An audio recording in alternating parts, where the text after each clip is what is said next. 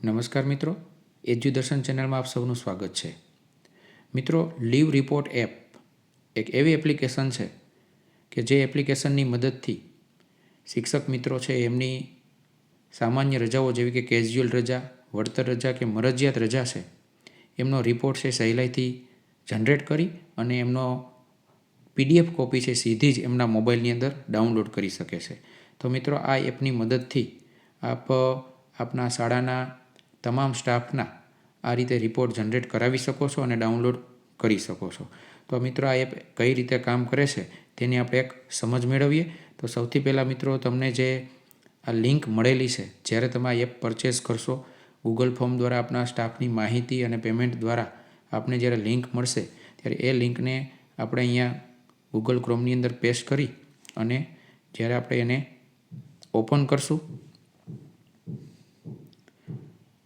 ત્યારે આ રીતનું મિત્રો સ્ક્રીન જોવા મળશે કે જેની મદદથી આપણે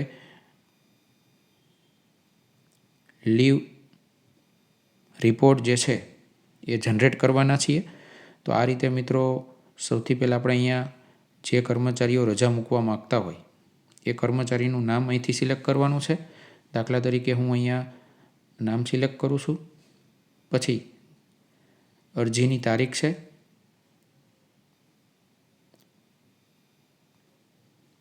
ત્યારબાદ ટુ પોઝિશનની અંદર કર્મચારીનો હોદ્દો છે, ફ્રોમ પોઝિશનની અંદર, અને ટુ પોઝિશનની અંદર આપણે જેમને અરજી કરી રહ્યા છીએ, દાખલા તરીકે આચાર્યશ્રીને કરી રહ્યા છીએ તો ત્યાંથી આચાર્યશ્રી સિલેક્ટ કરવાનું રહેશે.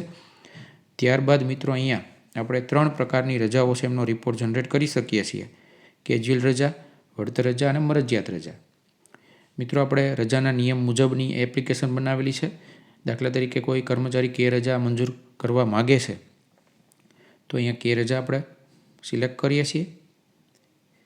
એમના કારણો છે, કયા કારણસર એ રજા મૂકવા માગે છે.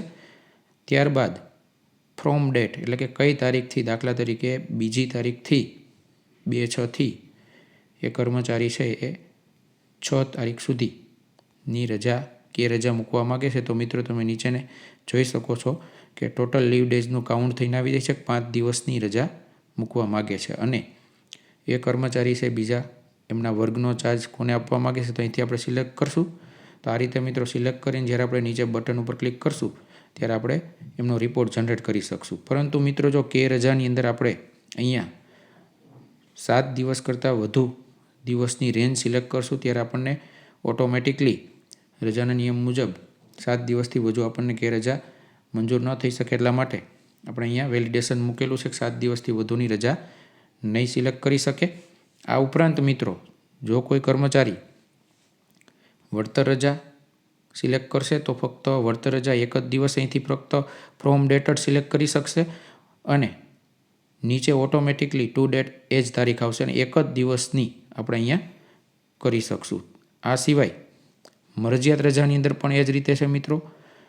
કોઈ કારણસર જે કંઈ કારણ સિલેક્ટ કરીએ પણ ત્યાં પણ આપણે ફક્ત એક જ દિવસની રજા અહીંયા મૂકી શકશું. એ રીતનું વેલિડેશન મૂકેલું છે. આ ઉપરાંત મિત્રો, જો કે રજાની અંદર કોઈ કર્મચારી છે હાફ દિવસની રજા મૂકવા માગતા હોય તો દાખલા તરીકે 10 તારીખથી 10 તારીખ સેટ કરીએ અને તો અહીંયા તમને એક જ દિવસ સિલેક્ટ કરેલો હશે તો તમને મિત્રો અહીંયા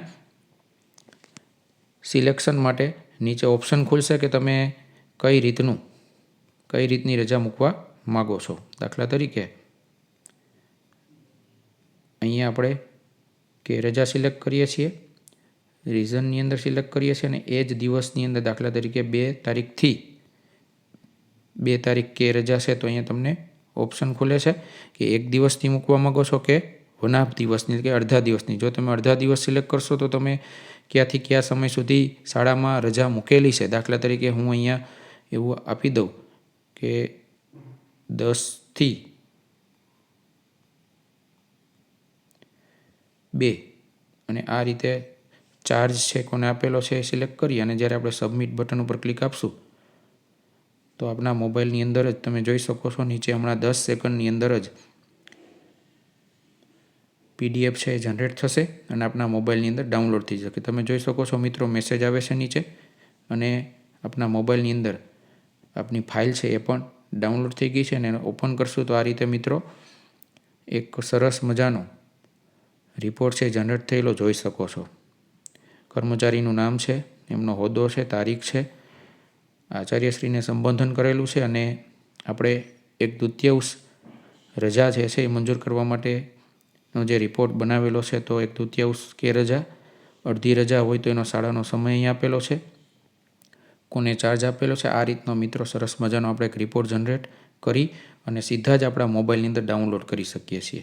હવે મિત્રો આપણે આ જ રિપોર્ટને બીજી રીતે જોઈએ તો દાખલા તરીકે બીજા કોઈ કર્મચારી છે એ રજા મૂકે છે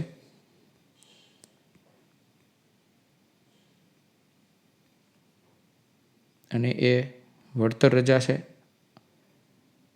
અથવા તો આપણે અહીંયા કે રજા લઈ લઈએ, રીઝનની અંદર અનિવાર્ય કારણ લખીએ અને 3 તારીખથી શરૂ કરી અને દાખલા તરીકે તમે જો 12 કરશો તો સીધું જ આપણને ના પાડી દેશે કે તમે વધુ 7 દિવસથી વધુ રજા નહીં સિલેક્ટ કરી શકો. એટલા માટે આપણે અહીંયા 3 તારીખથી શરૂ કરીને 8 તારીખ સુધી કે 7 તારીખ સુધી મૂકીએ તો અહીંયા ઓટોમેટિક કાઉન્ટ થઈ જાય છે.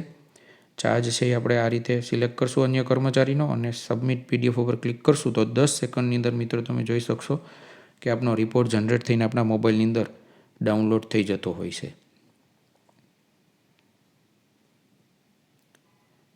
જેવો રિપોર્ટ જનરેટ થશે ઉપરની બધી ડિટેલ બ્લેન્ક થશે અને આપણા મોબાઈલની અંદર તરત જ એક PDF છે ડાઉનલોડ થઈ ગયેલી જોઈ શકશો મિત્રો. તો આ રીતે જુઓ તમે આ બીજા કર્મચારીનો આપણે રિપોર્ટ જનરેટ કર્યો છે. 5 દિવસની કે રજા છે, 3/6 થી 7/6 અને આ રીતે આપણે આપણી શાળાના કર્મચારીઓનો સરસ મજાનો રિપોર્ટ જનરેટ કરી શકીએ છીએ. તો મિત્રો ખૂબ સરળતાથી ડિજિટલી રિપોર્ટ જનરેટ થાય છે, સીધા આપણા મોબાઈલની અંદર જનરેટ થાય છે, નહીં કે આપણા જીમેલની અંદર કે ડ્રાઈવની અંદરથી આપણે ડાઉનલોડ કરવો પડે છે.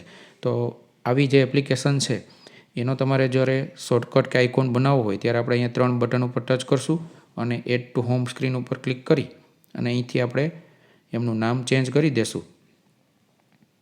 દાખલા તરીકે આપણે અહીંયા એનું નામ આપશું